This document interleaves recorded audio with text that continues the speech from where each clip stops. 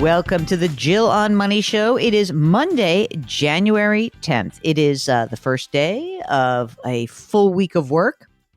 Don't worry, gang. You get a day off, hopefully, next week for Martin Luther King Day. I remember how happy I was when the New York Stock Exchange finally added Martin Luther King Day to a day off. There's only 8 stock market holidays, Mark, which, always makes me feel like I'm pouty. That doesn't seem like very many. So be it. And also, did you notice, Mark, that we got robbed of a New Year's Day holiday for the markets? That stunk. But whatever. I was off for 2 weeks, and so was Mark-ish. 2 weeks off-ish. Anyway, we are here to take the mystery out of your financial life. And the way that we do that is we encourage you to check out our beautiful new website, jillonmoney.com. And if you have a financial question, click the contact button.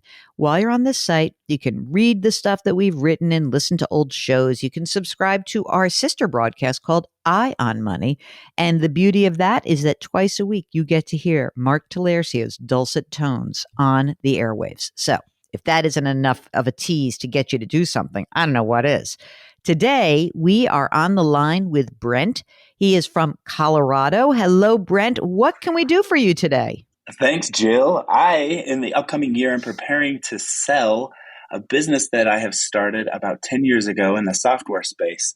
And I want to do a good job with it all. It's been a labor of love over the past 10 years, but I'm kind of clueless as to what I need to be thinking through as our team and our company goes through this process.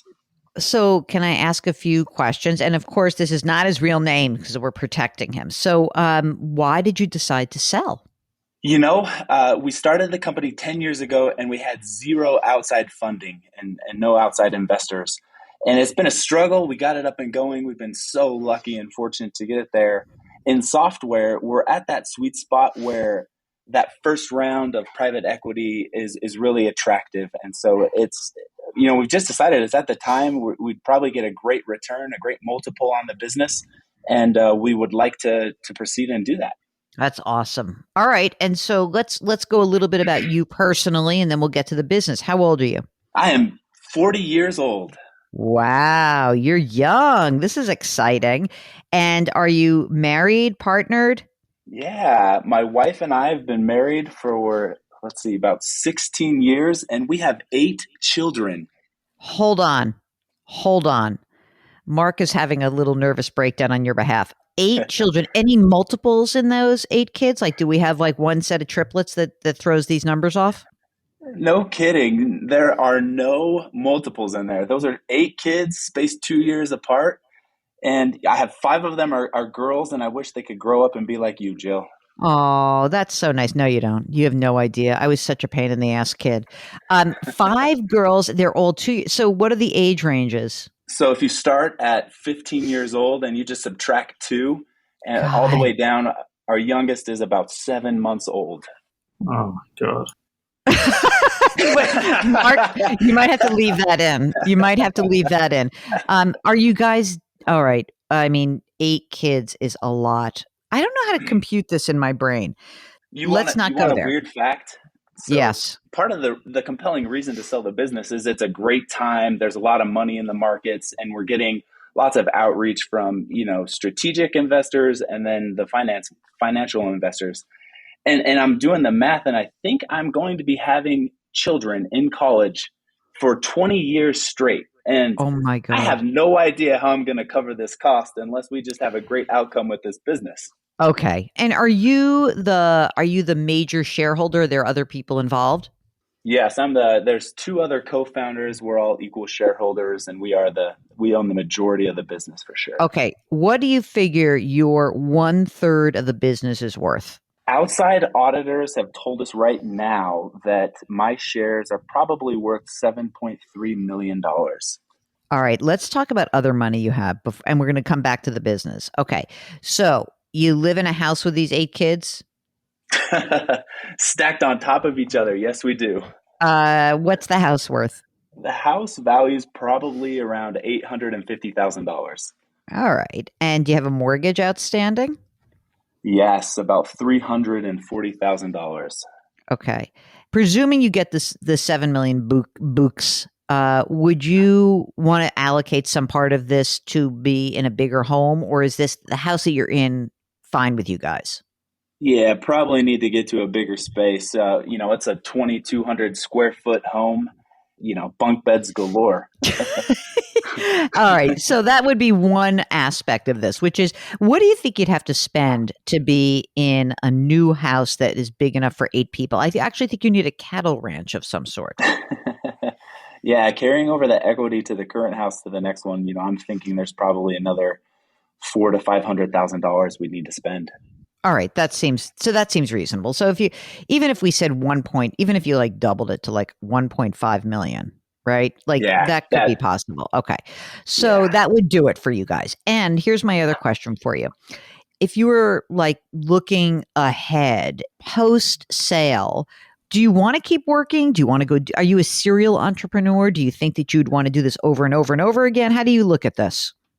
Oh, keep working for sure. I'm way too young and got to keep going. In fact, I'd like to keep going inside the business. I think it would be really great, but I feel like we need to just kind of take out some of the risk. Almost my entire net worth is in the business, and I want to kind of diversify and then make sure I'm really set up in the future for success and, definitely keep working. No need to stop.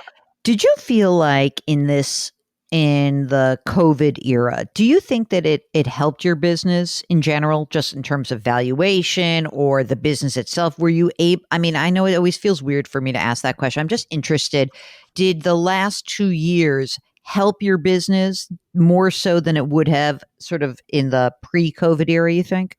Yes, COVID, it's terrible and wouldn't wish it ever again. But for our business, it really propelled it forward and just incredible growth over the past few years. Mm, A lot of it because of how the world has changed yeah. and more dependence on software. Were you always sort of like, we got to get out of this?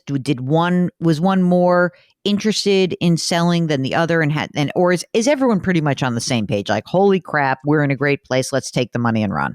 Exactly. Yeah. Yeah. Okay, good. I'm glad. I mean, because sometimes it's tough with partners, right? Let's talk a little bit about any other money that you guys have besides that's in the house.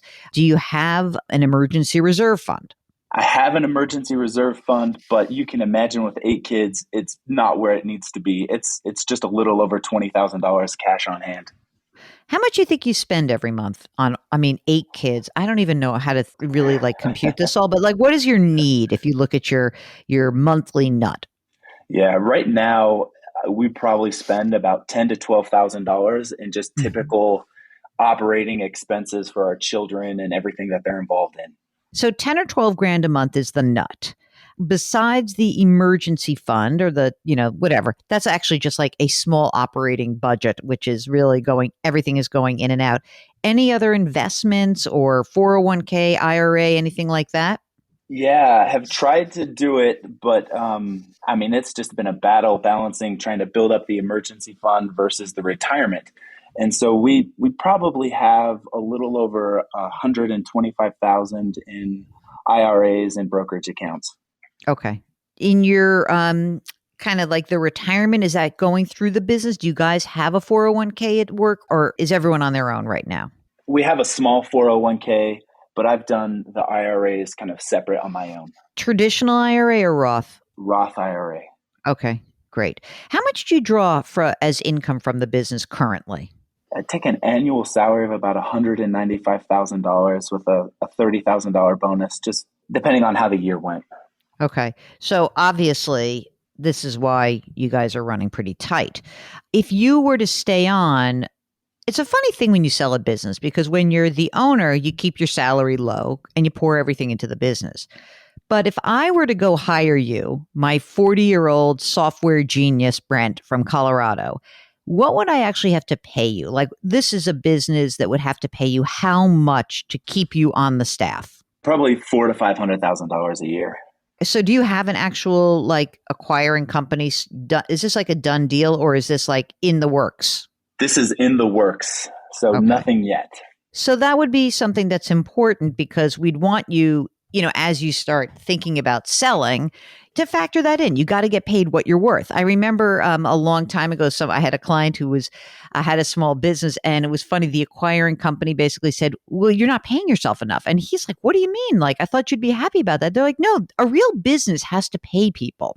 You can't just do Yeah. this, like, right?" So we need you to be paid. Okay, so let's now move into the fun part, which is how we're spending all of your money. You have attorneys for the business, right? We have attorneys for the business, but not for myself.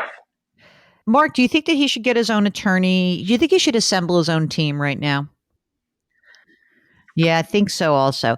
Look, the business may have a slightly divergent interest from you personally. Okay. What I think could be interesting here is that, obviously, the way you structure this deal could have huge tax ramifications. And so, what I think you're going to need is like you have an attorney for the business.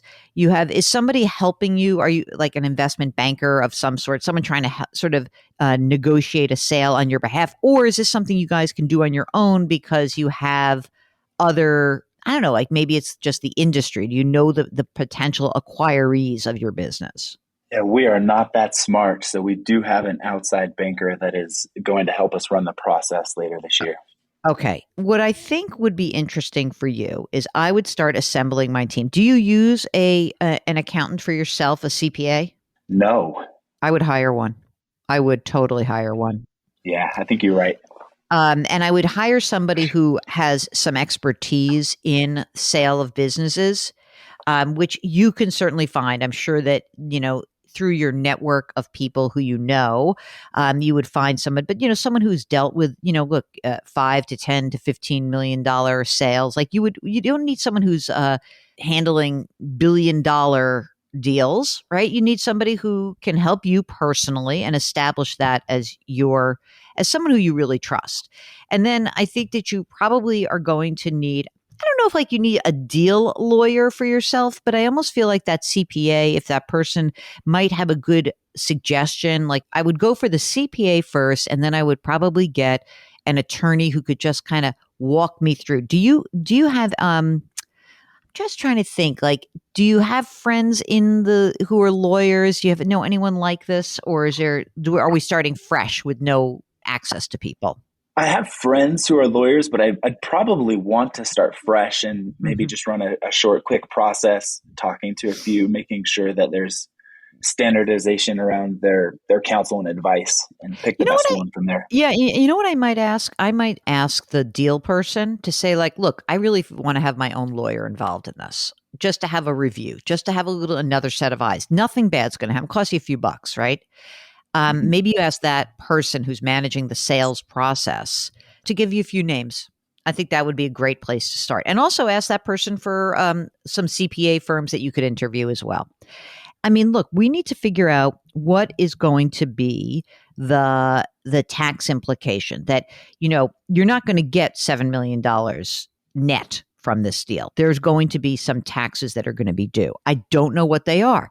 You will structure things differently. It may be a deal where you say, you know what? We're not going to get an all cash deal. Maybe we have to take some stock. Maybe you want that. Maybe the other two don't. That's kind of why I think you may want to engage your own sort of mini team. So a CPA, an attorney, and then I might even think about hiring a certified financial planner to help you out. And frankly, there's plenty of CPA firms that will do financial planning, so they may be able to do it with you. In fact, oh my God, I have a great recommendation for you, because I know this guy. He is a CPA by training and then has become a certified financial planner. So when we get off the air, I'll send you his information. Okay.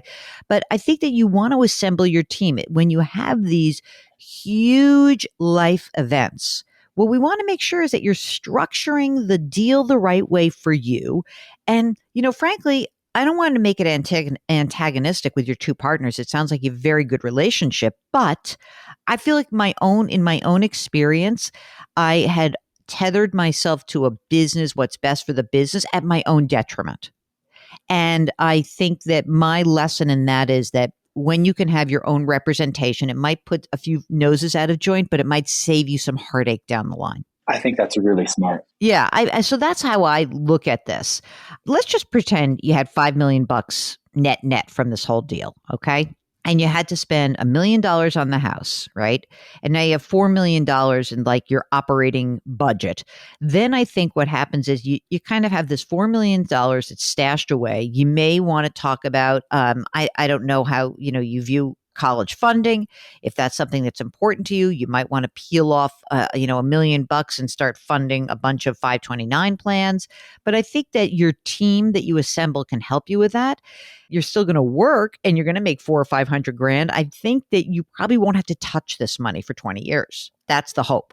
So you want to start prioritizing. You and your wife would sit down with your team, with the CFP, the CPA, the attorney, identify the priorities that are important for you, and then use the money to fund those priorities. That's what I think has to happen from this moment. And you've got time, which is great. And it's also really good because it sounds like you're quite analytical.